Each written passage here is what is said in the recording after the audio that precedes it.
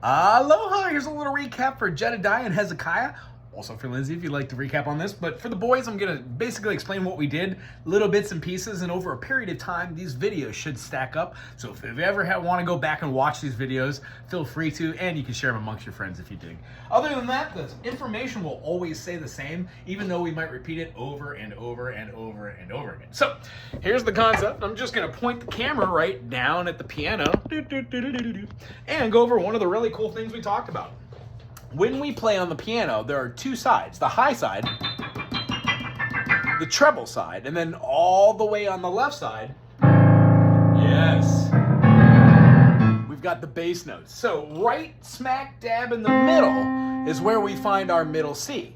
The reason why we talked about middle C is it's super important to be able to see middle C as being something that is from these two black notes.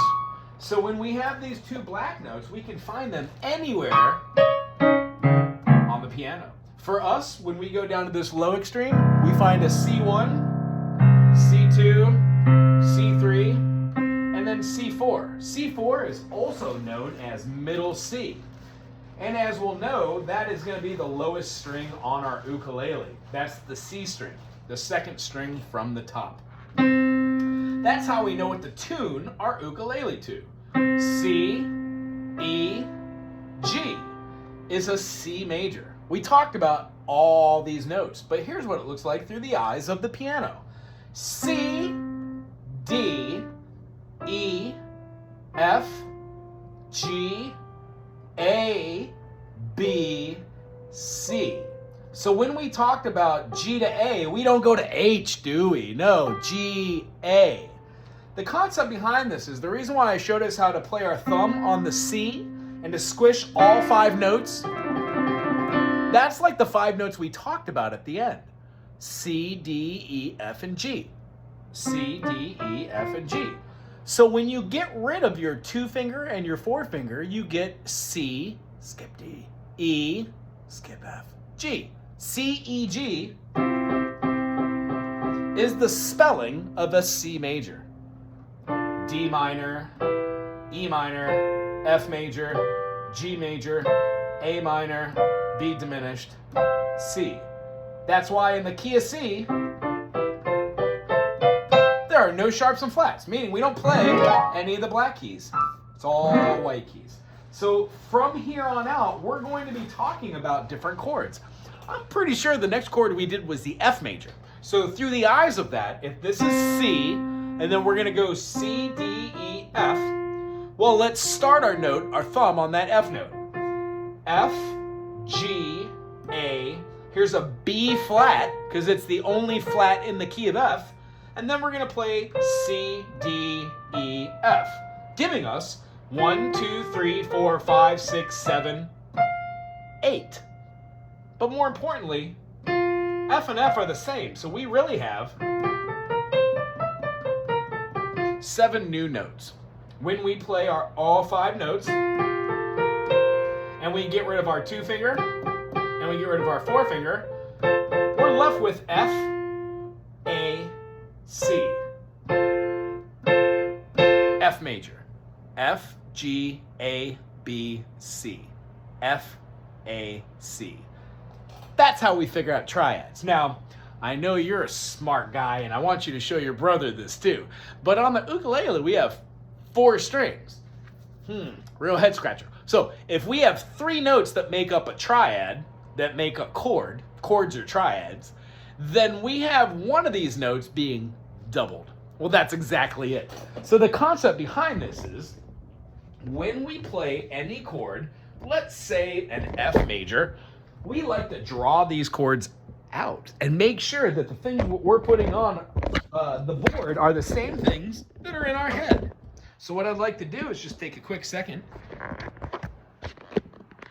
to take a little drawing of that. As you can tell, I really like the drawing, but I'm not a great drawer. So if I ever draw something that's incorrect, please point it out to me and we can fix it. So if we're doing this and we know that we've got 4 strings on our ukulele, and you know, let's just draw another one because I'd like to draw a couple different chords here. So if we have our F major here, and we're shooting for this note and for this note. One of the things we do is we piggyback off of the chords we know, like the A minor. Well, the A minor that we know is just simply one note. That one note is on the G string. So when we play an F, knowing that this is our high G string, closest to our nose, this is the thickest string on the ukulele. It's also middle C that we just talked about at the piano, E and then A. We would know that on the E string, we're gonna be making that note, not an E, because that's the open E. We would go to the F, which is right there. Now granted, this is an A, so we could get rid of that. G, G sharp, or A flat, and then A. So right here, we've got an A note, open C, an F note, and then an A. Well, that spells out F, A, C, except we've got two A's. Interesting, huh? That is why we have 4 strings, and then we have 3 notes as a triad. So can we do this through the eyes of C? We know how to play the note of F major today. We know how to play A major. And you told me that you know how to play A minor. And just so we remember, an A major, if this is an A minor, an A major has a major third. Without that, it sounds like a minor chord. With it, it sounds like a major. So we know our A major. We also know our C major up here. So that C major is great. I assume that the next chord that you and I are going to get to is going to be the G major. So I'll just go ahead and tell you how to do it here, and then we'll recap it when we see each other next. Like here, we would play out all of our letters. Now, granted, when we did C major, we did C, D, E, F, G, A, B, and then we have C. But I'm not going to write it because you know it's the last one. When we did F major, we had F, G, A, B flat, C, D, E, and then we had our next F. But you know, I'm not going to write it. We don't need to do that. And then for this one, we're going to do G. So G, A, B, C, D, E. It just so happens that G has 1 sharp. It's F sharp. We'll go ahead and talk about it right now, but you don't need to know this. Should just be fun for next week. But the way that we got the C major was we got rid of the 2 and the 4, and then we just got rid of the 6 and the 7 altogether. So I'm going to do that with the F. Let's get rid of our 2 and our 4.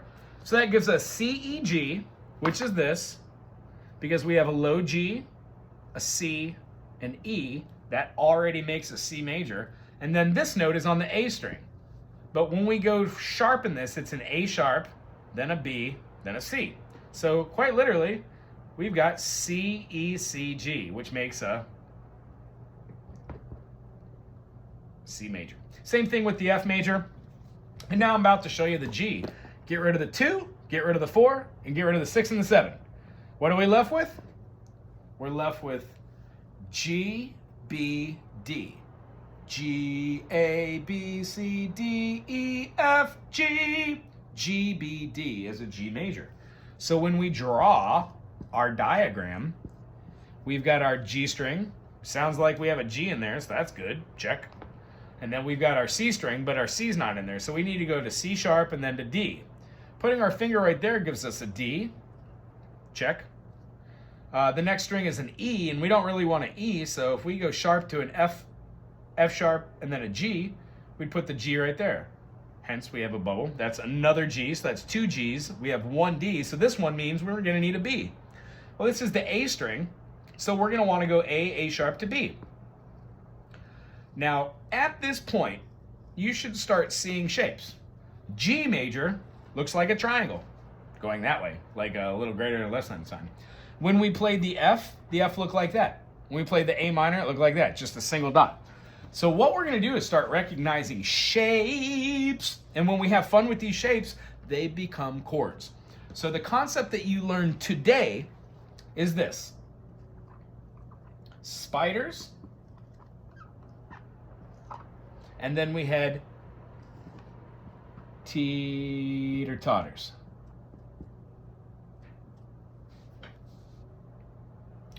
The reason why we do the chords like that for teeter-totters are, I would like you to play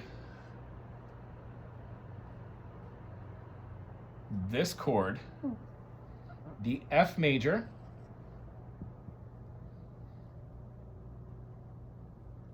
And then this chord is C major. When we do this, the first time you play it, you're going to be playing these two notes with your one finger,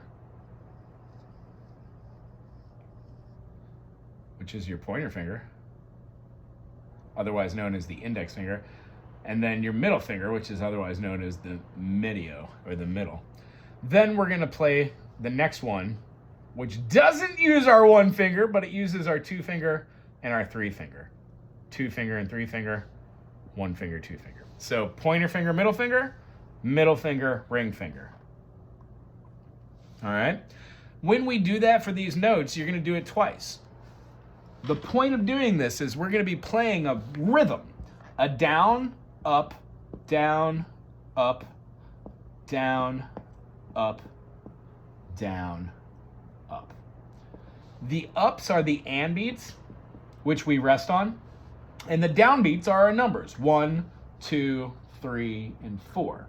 So this week, what I'd really like you to do is to do your teeter-totters and do your spiders. Spider exercises are just your fretboard for 4 frets, and we're going to put our first finger on the high G right here, and then our second finger right here, and then our third finger here, and our fourth finger here. When we do that, we're going to want to use our other hand and pluck that string so we just get the one note. One note. Awesome. That one note, you guessed it. It's just going to be a little quarter note. You're going to do 4 of those. Quarter, quarter, quarter, quarter. When you get done with this line, you're going to want to move your finger from the first fret to the first fret, right above it, and then do that same thing over and over. You're eventually going to play each one of these, and then as soon as you get to the top, go all the way back to the bottom.